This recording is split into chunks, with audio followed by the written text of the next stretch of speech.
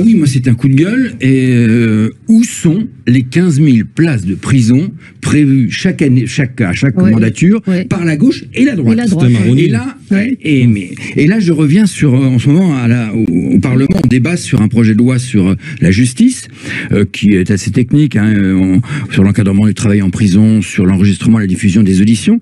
Et il y a un rapport sénatorial que j'ai découvert et que j'ai lu d'un sénateur qui s'appelle Jean-François Husson, qui est un sénateur de Meurthe-et-Moselle, et qui examine chaque année le budget de la justice en 2020. Ouais. Et quand on regarde ce budget, on s'aperçoit qu'effectivement les créations d'emplois ont été maintenues, donc ont été même augmentées, donc les magistrats promis sont arrivés. En revanche, il apparaît, alors les bras m'en sont tombés, il apparaît que des crédits ont été non consommés.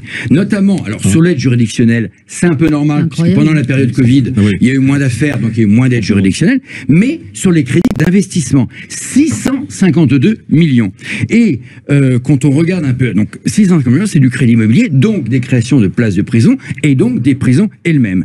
Et donc, je répète, où sont les 15 000 places de prison promis d'ailleurs par Macron, comme ils étaient promis par Hollande, comme ils ont été promis par Sarkozy. Je rappelle que Sarkozy, il y a eu 6 700 places de prison qui ont été fournies. Et là, quand on regarde le bilan de Macron, alors il y a 2000 places qui ont été ouvertes, ça vient de la santé des Baumettes à Aix, mais qui étaient engagés sous l'ancien mandat de Hollande. Il y a 650 places qui sont en cours de réalisation et il y a 3450 places en cours de marché qui vont sûrement être livrées dans le prochain quinquennat, ce qui fait aussi 6000 places. Donc à chaque fois, on est à la moitié des places prévues.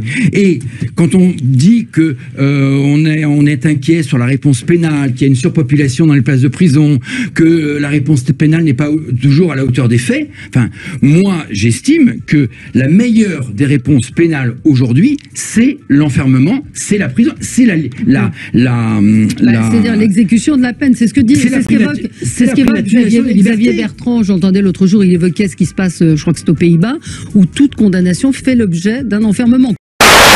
Tout le monde est en ce moment fatigué psychologiquement. La crise Covid a amplifié les inégalités. Il y a beaucoup de burn-out. Les gens sont exaspérés. Moi, à la mairie, je n'ai jamais... Alors, c'est les personnes âgées. J'ai un nombre de personnes âgées qui demandent des rendez-vous, qui sont seules, qui ne reçoivent pas leur pension, qui ont peur de sortir dans la rue parce qu'il y a un peu d'insécurité. Je n'ai jamais reçu autant dans mes permanences de personnes âgées que les années précédentes. Donc, il y a un sentiment de fatigue générale, et puis il y a fatigue et colère.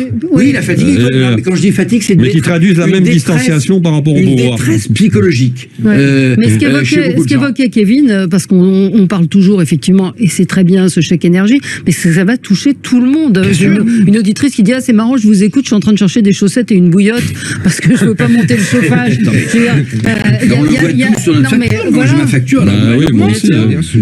Je dois payer, c'est NJ, mon électricité. Je dis à mon fils, mais qu'est-ce que t'as fait? T'as pris 10 bains? T'as pris 15 bains aujourd'hui? Les prix ont vraiment augmenté, même pour nous. Donc le pouvoir d'achat risque d'être vraiment au centre de la campagne. On va avoir une vraie crise sociale. Alors, est-ce que la crise sociale va avoir lieu tout de suite? Elle va avoir lieu plus tard? Je ne sais pas. Faut pas oublier que les gilets jaunes, les manifestations de gilets jaunes, ont lieu tous les week-ends et ne se sont pas arrêtés pendant l'été. Moi qui ai rendez-vous tous les 15 heures à la préfecture de police pour faire le point sur la manifestation, à Paris, tous les week-ends. Oui, avec le mouvement anti-pass sanitaire. Ils sont séparés, oui, bien sûr. À Paris, on a 5 manifestations chaque week-end. Les sans-papiers, les gilets jaunes, les anti-pass, pour une ambassade, etc. Il y a 5 manifestations par week-end.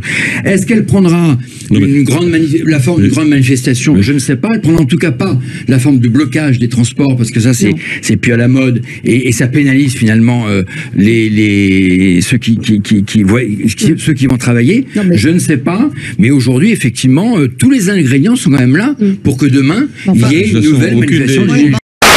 Sarkozy, je trouve que c'est un des hommes politiques qui reste et qui a encore plus de charisme. On l'a vu récemment quand il est apparu sur des chaînes de télévision.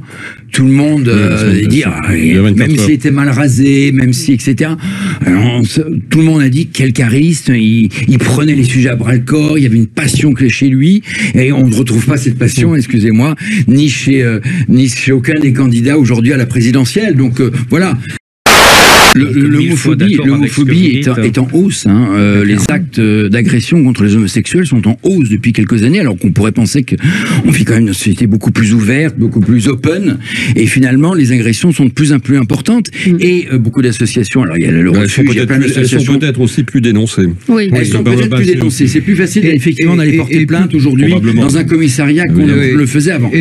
Mais ça existe toujours, et on voit dans les journaux combien d'histoires d'enfants qui ont été chassés de leur famille, notamment auprès de religions musulmanes, où l'enfant, le garçon, quand on s'aperçoit qu'il est homosexuel, ou la fille d'ailleurs, elle est chassée de la famille, et d'ailleurs c'est le rôle des associations derrière de les recueillir. Là, ce sont principalement des catholiques catholiques intégristes dans les... Chez les musulmans, ça commence à apparaître aussi. Ça existe.